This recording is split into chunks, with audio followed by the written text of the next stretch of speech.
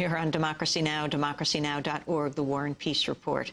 We're broadcasting in over 500 stations around the country on Pacifica and NPR stations, low-power FM, college and community radio stations, as well as on public access TV stations, on PBS TV stations, and both TV satellite networks, on Dish Network Channel 9415 Free Speech TV, 9410 Link TV, and on DirecTV Channel 375. And we're video and audio podcasting at democracynow.org.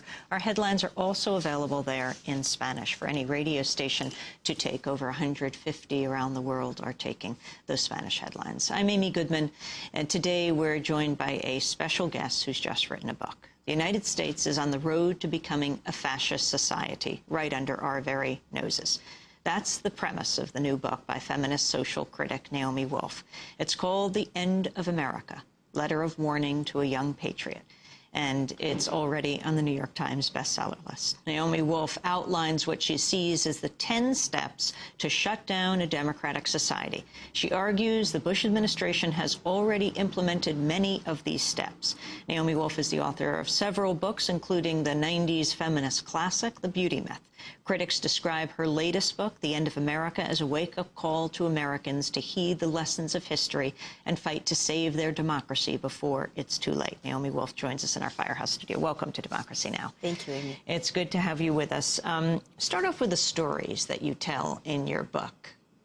Well, they're the stories of societies that were systematically closed down by would-be despots, would-be dictators, whether they were on the left or the right, who essentially developed a blueprint in the first part of the 20th century to crush democracies or to crush democracy movements. So there are also individual stories of how people react as a democracy is being closed down. But I guess the book really began with a very personal story because I was forced to write it, even though I didn't really want to, by a dear friend who is a Holocaust survivor's daughter.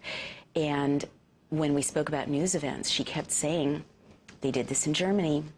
They did this in Germany. And I really didn't think that made sense. I thought that was very extreme language. But finally, she forced me to sit down and start reading the histories, of course, not of the later years, because she wasn't talking about German outcomes, 38, 39. She was talking about the early years, 1930, 31, 32, when Germany was a parliamentary democracy.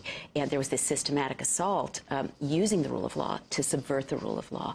And once I saw how many parallels there were, not just in strategy and tactics, but that we're seeing again today, but actually in images and sound bites and language, then I read other histories of Italy in the 20s, Russia in the 30s, East Germany in the 50s, Czechoslovakia in the 60s, Pinochet's coup in Chile in 73, the crushing of the democracy movement in China at the end of the 80s. And I saw that there is a blueprint that would-be dictators always do the same 10 things, whether they're on the left or the right, and that we are seeing these 10 steps taking place systematically right now in the United States. Lay them out. Well, they're not happy. The first step is that all would-be dictators or would-be despots, which is what the founders of our country who foresaw exactly this kind of possibility would call them, all would-be dictators invoke a terrifying internal and external threat. And often it's a real threat, which they will hyper-manipulate. For instance, Stalin spoke about sleeper cells, which is one of those phrases that are being sort of recirculated now by the Bush White House. And this was an invention. He said there were capitalist secret agents who were hiding among good Soviet citizens and who were going to rise up at a signal and create terrorist mayhem.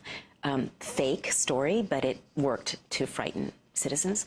Pinochet talked about a real threat, armed insurgents. There were armed insurgents, but he hyped it using fake documents, and we see this a lot in the historical blueprint that a would-be dictator will fake documents. His were called Plan Z. He claimed they were going to bomb infrastructure, assassinate leaders.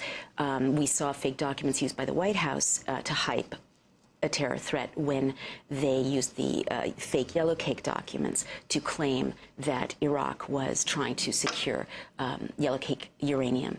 And remember the famous soundbite, "We can't wait for the smoking gun to come in the form of a mushroom cloud to drive us into an illegal war with a nation we were not at war with." You also talk about the language, like the Department of Homeland Security. That is where I, as a a social critic and a student of language get really scared. It's scary enough to see these 10 steps, but what is terrifying to me personally is how many actual phrases are being recycled. And tactics. Homeland security, Heimat, became popularized by the National Socialists. Goebbels developed the practice of embedding journalists. Leigh von Riefenstahl was embedded, for instance, in Poland, and we're seeing She's the famous German filmmaker. If you look at the sequence of Hitler descending in an airplane and von Riefenstahl's famous triumph of the will and being greeted by the uniformly armed paramilitary sort of surrounding their leader, and him saying, help us accomplish our mission. And then you look at other famous images from this administration. Like George Bush on Mission accomplished. Exactly right. You look at how, Hitler said we have to invade Czechoslovakia because they're a staging ground for terrorists, and they're abusing their ethnic minorities. Again, a country they were not at war with. When the WMD charge vanished, the White House said we have to invade Iraq because they're a staging ground for terrorists and they're abusing their ethnic minorities. On and on and on. I mean, this one scares me to death. The Mussolini developed, again, a parliamentary democracy. Italy was in the teens and into 1920.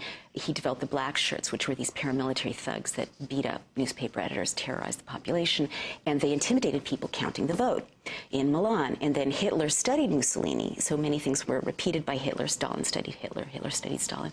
But Hitler developed the brown shirts, the SA, who intimidated people counting the vote in Austria. So 90% of them voted for their own annexation because there were the brown shirts.